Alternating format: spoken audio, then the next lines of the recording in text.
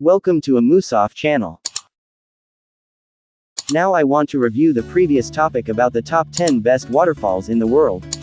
At number 6, held by Yosemite Falls. Along with Half Dome, Yosemite Falls is the iconic symbol of the grandeur and beauty of Yosemite National Park.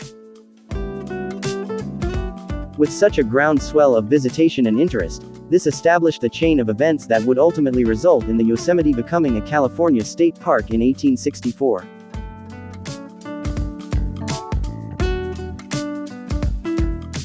It was also the model by which the eventual protection of lands and whole ecosystems would manifest themselves in reserves that would eventually be known as national parks 8 years later.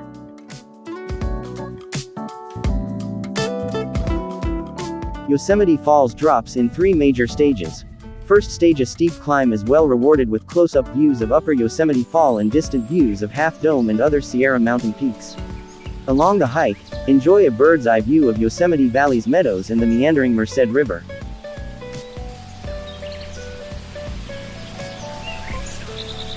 Yosemite National Park is known for its stunning waterfalls, fed by snow melt from the high peaks of the Sierra Nevada mountain range. You may have seen the water crashing down from heights of over 2,000 feet at Yosemite Falls, or maybe you've done the iconic Mist Trail to Vernal and Nevada Falls. On a hot day, your mind is probably thinking about where to take a dip. So, can you swim at Yosemite? Swimming is allowed in Yosemite National Park. The park has relaxing beaches, rivers, lakes and pools in a stunning natural setting you can access at your own risk. You can also take advantage of the public swimming pools if you'd like to have a lifeguard on duty. A bit of caution: the spray from the falls can be so powerful in the spring, it feels like you've gone swimming without ever getting in the water. If you've visited these spots, you've probably noticed signs stating that swimming is off limits in the areas right above and below the waterfalls, or seen the pools fenced off. Take notice of these warnings and stay safe by obeying all posted signage. The second stage is the Middle Cascades, which tumbles down a height of reportedly 675 feet.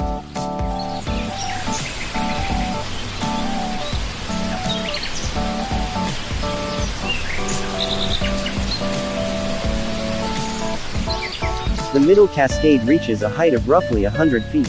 Shortly beyond this point, the trail abruptly veers left and travels away from the river, as if it had seen a bear, but it rejoins the river at the top of the fall after a switchback.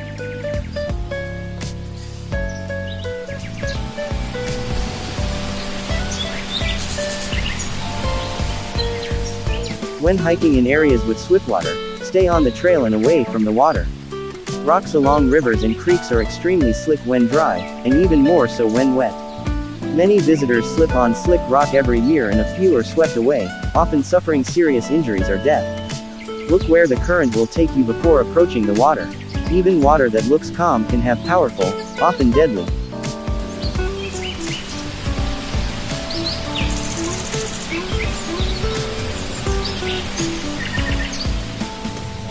The final stage is the lower fall, which is said to drop 320 feet. Thus, Yosemite Falls is widely reported to have a cumulative drop of 2,425 feet, making it one of the highest waterfalls in the world. Since the falls faces out towards a wide open valley, it also happens to be one of the easiest waterfalls to both see and access. Yosemite Creek, which feeds the waterfall, drains a very large area of the high country, reportedly 43 square miles. The water would remain locked up as snow and ice until the warmer climate of spring and early summer converts all that solid water into liquid water. The falls flows most vigorously during the spring snow melt. Yet despite the large drainage area feeding Yosemite Creek, the waterfall does dry up when its snowpack has completely melted away, which typically occurs by mid to late summer. Then, the falls remains bare until the next round of significant storms in the late autumn or winter.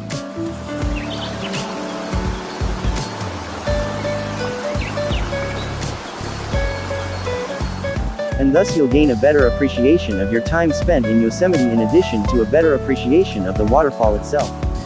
This is the most straightforward way of getting close to Yosemite Falls.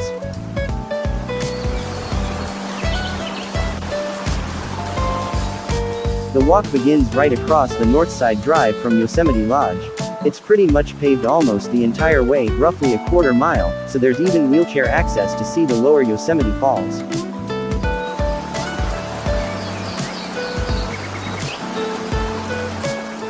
There's also a footbridge providing great open views of the lower waterfall, though it can get quite misty there depending on Yosemite Creek's volume. Although there's a path leading from the east at the other side of the footbridge at the lower waterfall, it's not as atmospheric as the direct path from Yosemite Lodge.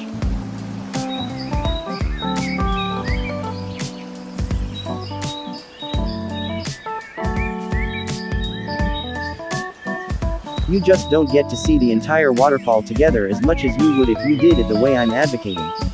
However, you would access the Yosemite Visitor Center going that way.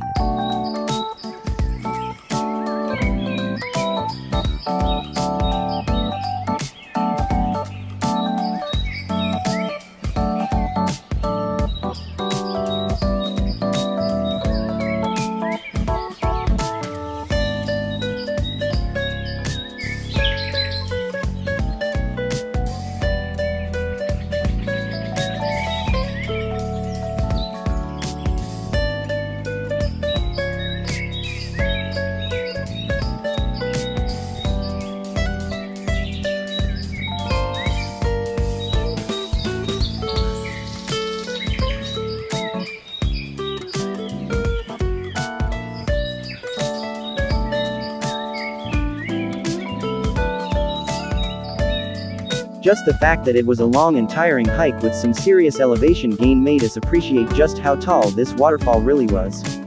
Most of the walk was exposed to the sun since it was on the south-facing cliffs of Yosemite Valley. I'd recommend getting an early start, especially if you're doing this hike on a relatively warm day. As for logistics, there used to be a parking lot on the north side of Northside Drive, but now it's pedestrians only. These days, there's day-use parking lot behind Yosemite Lodge with other parking locations by Curry Village as well as Yosemite Village, both further to the east. There's also pullouts alongside Northside Drive and some of the intermediate roads since parking was not easy to find, especially in the summer months and on the weekends. If parking near the falls isn't successful, there's generally some parking space at Curry Village, signpost B22 in the eastern end of the valley.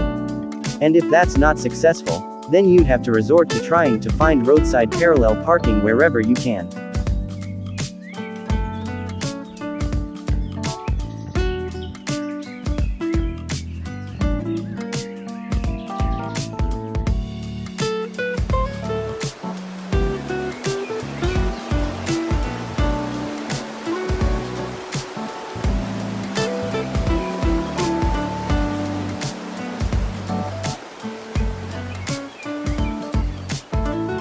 And to underscore how strenuous this hike was, there were moments of self-doubt as I was battling leg cramps before reaching the destination.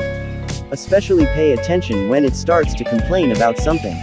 The trail began behind Camp 4, also known as the Sunnyside Campground.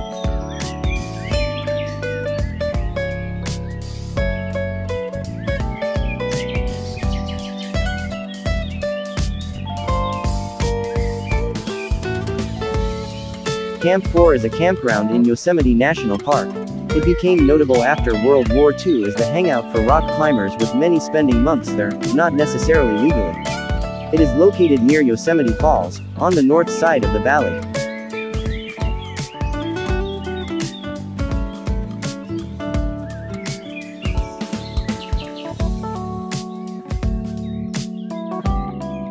This camp was well known in the rock climbers circle, because it's where you'd base yourself for a climb up El Capitan's vertical face, as well as park veterans because it's a walk-in campground.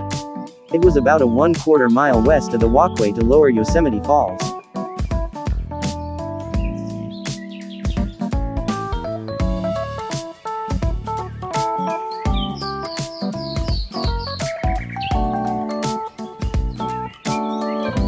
This camp was well known in the rock climbers circle, because it's where you base yourself for a climb up El Capitan's vertical face, as well as park veterans because it's a walk-in campground. It was about a 1/4 mile west of the walkway to lower Yosemite Falls.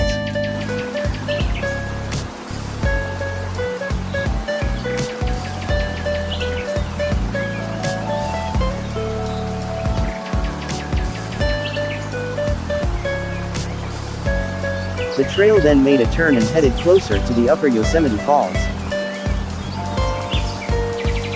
Ultimately, the trail reached the top where it junctioned with some high country trails. However, this hike was brutal on the knees given each bone-jarring step on the granite surface sections of the trail. The parking for this spot is at signpost B17. This is a couple of stops after Bridalveil Fall. Or, it's one stop after the bottom of the 4-mile trail, to Glacier Point, which is also a spot to see Sentinel Falls. On the other side of the bridge, there were trails following the north banks of the Merced River and eventually leading to the North Side Drive.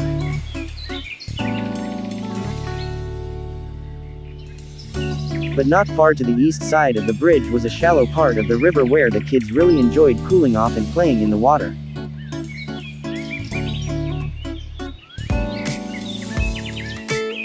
As you drive along the South Side Drive past the pullouts for the 4-mile trail and swinging bridge, the valley opens up and parallels a long pullout and bike path near signpost B19, according to the Yosemite Road Guide.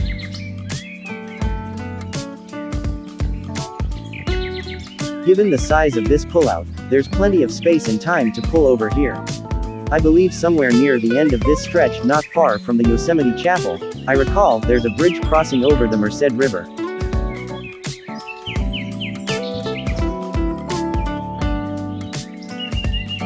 That road and bridge leads to another large pullout with more views of both upper and lower Yosemite Falls from across Cook Meadow, see photo above.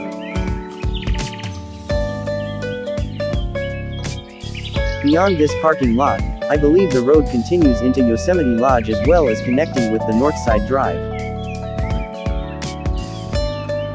If you proceed further east along the South Side Drive, you can get all the way to Curry Village and Stoneman Meadow, near signpost B22.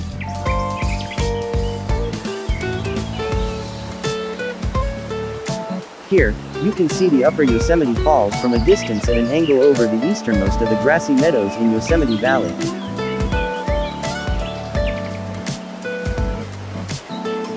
The South Side Drive lodged through the open Cook Meadow. This entire loop took us a very leisurely 2 hours. It's a fairly easy 1-mile hike with a steep non-technical scramble, friction pitch, to make the final ascent.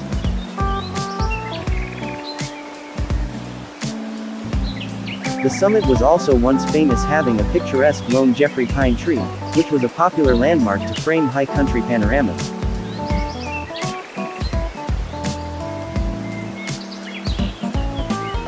The trail then made a turn and headed closer to the upper Yosemite Falls. Ultimately, the trail reached the top where it junctioned with some high country trails. However, this hike was brutal on the knees given each bone-jarring step on the granite surface sections of the trail. The parking for this spot is at signpost B17. This is a couple of stops after Bridalveil Fall.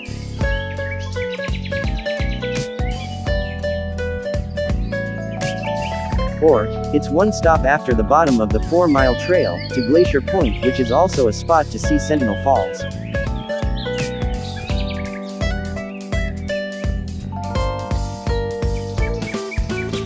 On the other side of the bridge, there were trails following the north banks of the Merced River and eventually leading to the North Side Drive.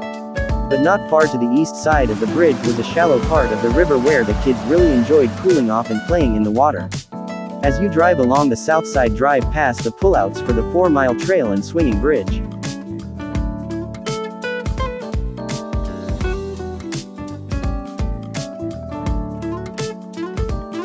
The valley opens up and parallels a long pullout and bike path near signpost B19, according to the Yosemite Road Guide. Given the size of this pullout, there's plenty of space and time to pull over here. I believe somewhere near the end of this stretch not far from the Yosemite Chapel, I recall there's a bridge crossing over the Merced River. That road and bridge leads to another large pullout with more views of both upper and lower Yosemite Falls from across Cook Meadow, see photo above. Beyond this parking lot, I believe the road continues into Yosemite Lodge as well as connecting with the North Side Drive. If you proceed further east along the South Side Drive, you can get all the way to Curry Village and Stoneman Meadow, near signpost B22. Here, you can see the Upper Yosemite Falls from a distance at an angle over the easternmost of the grassy meadows in Yosemite Valley. The Southside Drive, lodged through the open Cook Meadow. This entire loop took us a very leisurely 2 hours. It's a fairly easy 1-mile hike with a steep non-technical scramble, friction pitch, to make the final ascent. The summit was also once famous, having a picturesque lone Jeffrey pine tree, which was a popular landmark to frame high country panoramas. The trailhead parking for this hike is along Glacier Point Road at signpost G8. It's the same trailhead as one as for Sentinel Dome, so this hike can easily be combined with it over what's also known as the Pahona Loop. The views from up at Taft Point definitely induced butterflies because most of the drop-offs did not have railings. However, the one spot that did have a railing happened to be kind of pointing towards the falls. Glacier Point was also the starting point for the shuttle hike on the Panorama Trail. It took us the better part of a day to complete, which was why I noted this excursion had a difficulty rating of 4. Of course, if the logistics of having 2 vehicles and coordinating all the parking and pickups isn't feasible, one could book a hiker's bus. The hiker's bus would round up hikers in Yosemite Valley, then drop them off at Glacier Point or other far-flung trailheads.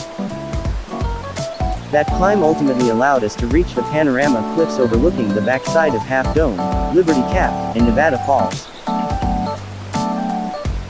Last but not least, there's a cliff-exposed view of Yosemite Falls from directly across the valley right on the 4-mile trail. This trail directly connects Yosemite Valley with Glacier Point.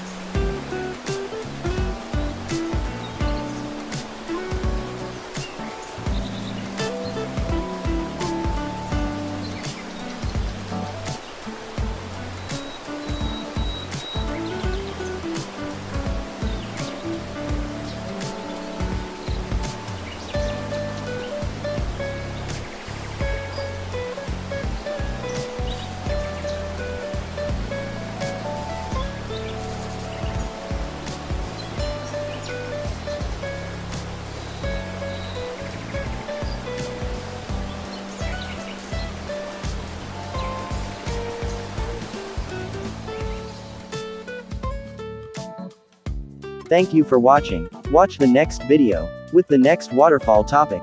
Thank you.